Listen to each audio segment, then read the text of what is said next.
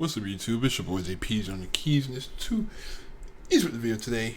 We got MacDonald, the Moth joke.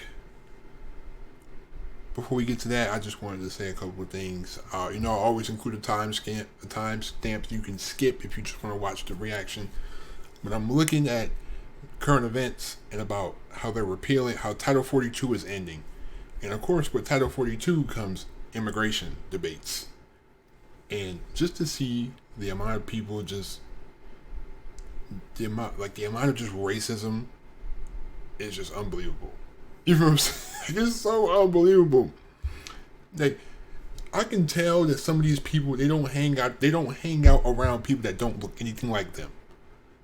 Like, you notice how a lot of people have the exact same views? Like, don't you think that's weird? How a bunch of people have the exact, like, it's literally a copy. It's a copycat. Everyone, the migrants are going to criminalize and they're going to kill and rape your people. They're going to come in this country illegally and they're going to kill and rape your people. Well, first of all, has anyone really understood how long it takes to become an American citizen? You got to take all these tests. You got to pay money. You got to take the oath of allegiance. Then you gotta be a naturalized. Was it 7 years to be a naturalized citizen? Most people who are poor and struggling don't have 7 years to wait. I'm not saying, it's gonna flood in, but geez, like, y'all worried about foreign people coming in when the U.S. literally leads the world in domestic terrorism. Literally leads the world in domestic terrorism, but we worried about foreign people coming in. Like, the same ones that got so much to say about migrant workers are the same one. Like, you see, Donald Trump had all these things to say about migrant workers, and all his cult members just agreed with him and just spew out all his points and just blame Biden for everything. Like, Trump was just perfect. Right. Trump was just the God perfect savior. Right. But then they just blame Biden for everything. But then it's like, Trump would be the same guy to hire some migrants for literally $3,000 an hour and have them working their butts off. Just like look in Florida when Ron DeSantis, we're not going to let the Mexicans in. Well, that's all your workforce. That's 60% of your workforce. Look. I seen the TikToks. Look at all the construction workers. Look at all the construction sites. The construction sites are ghost towns because y'all was hiring the immigrants for cheap labor. How you gonna say that? Like, that don't even make sense. We don't want them to come in, but hey, we're going to hire them for pennies on the dollar and exploit them for cheap labor. Like, it sounds like a conflict of interest to me. Like, I don't like that. I don't really like that. We're gonna get everything we can get out of you and then kick you out. That doesn't like that. That's I don't know, man. That's really weird, man. Just like, I always thought it was weird how, like, they was forcing us in elementary school and high school and middle school to pledge allegiance to a cloth, to a cloth, and then they would get mad at you if you didn't. My thing is, like, I just thought it was weird. I'm going to pledge allegiance to them. Like, that just feels weird to me. Like, I understand, like, having, like, loving your country, but, like, you're out here, America's best. Like, I just feels like, it just felt weird to me. Like, they would get mad at you, if you didn't stand for the Pledge of Allegiance. Oh my God, they would crucify you. Just like the irony. Just like, you're disrespecting the veterans, but these are the same Republicans that don't pass any bills that support the veterans at all. But yet they weaponized the patriotism of the veterans to try to demean, like, someone like a Kaepernick or someone who took a knee. Like, come on, I saw the hypocrisy just everywhere. Not just Democrats, but not just Republicans, but Democrats also, because it seems like the Democrats don't bring up a problem until, like, they don't bring up a problem until it's an all Republican party. And now it's like, the Republicans stopped us from passing this bill. But when you had all Democrats in the House, you didn't do anything. You just put it you just dangled it in front of people. And then just gave all these minorities false hope that things were going to be better. And then when now all of a sudden, when there's no Democrats, we can just blame the Republicans now for the bill that we didn't pass, even though we had majority of the House. Like it's weird on both sides, man. That's why I don't subscribe too much. I just look and listen. I don't subscribe too much to politics because it's like they try to force you to be one way. I don't like that at all. But let's actually have a laugh.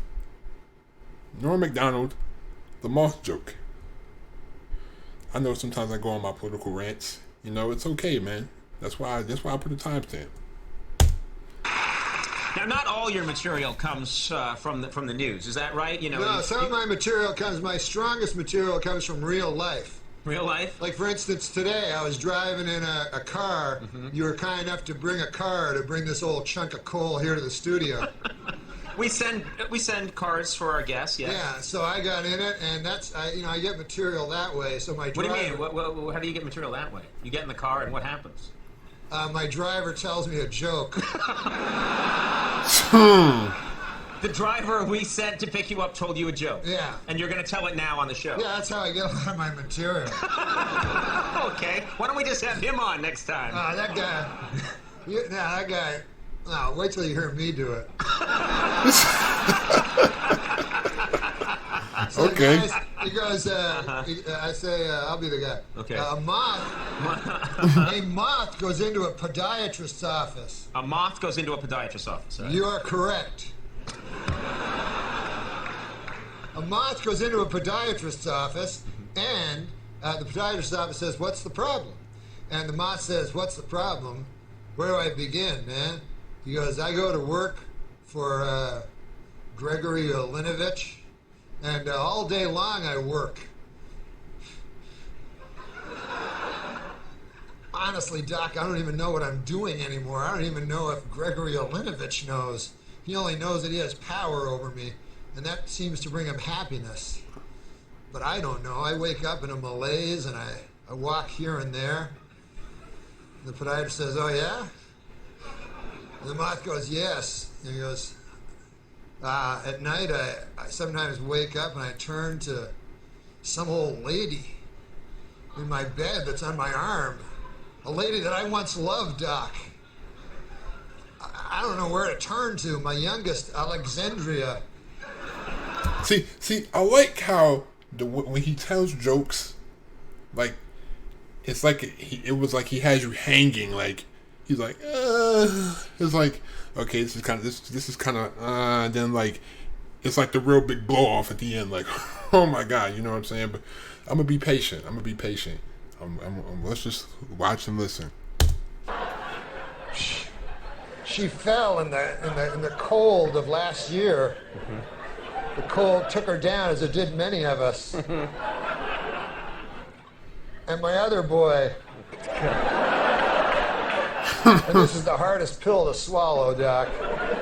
My other boy, Gregorio Linovich. I no longer love him.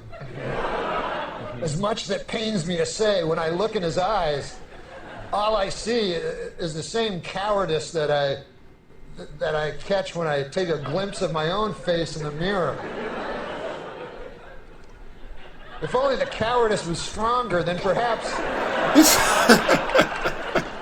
I could bring myself to reach over to that cocked and loaded gun that lays on the bedside behind me. And in this hellish facade once How long a drive was this? It's like he's just leading you down. Where do you live? Please, sorry. He says, "Doc, sometimes I feel like a spider, even though I'm a moth, just barely hanging on to my web with an everlasting fire underneath me. I'm not feeling good." And so the doctor says, "Moth, man, you're trouble. But you should be seeing a psychiatrist. Why on earth did you come here?" And then the moth said, "Because the light was on." Oh.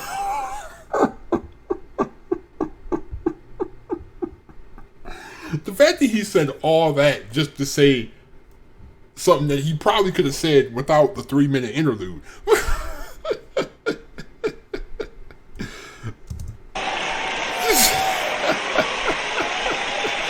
soft landing, though. That was a soft landing, though.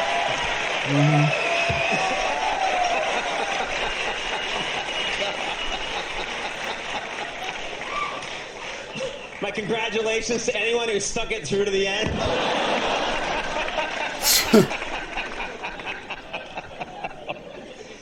So Norm. What?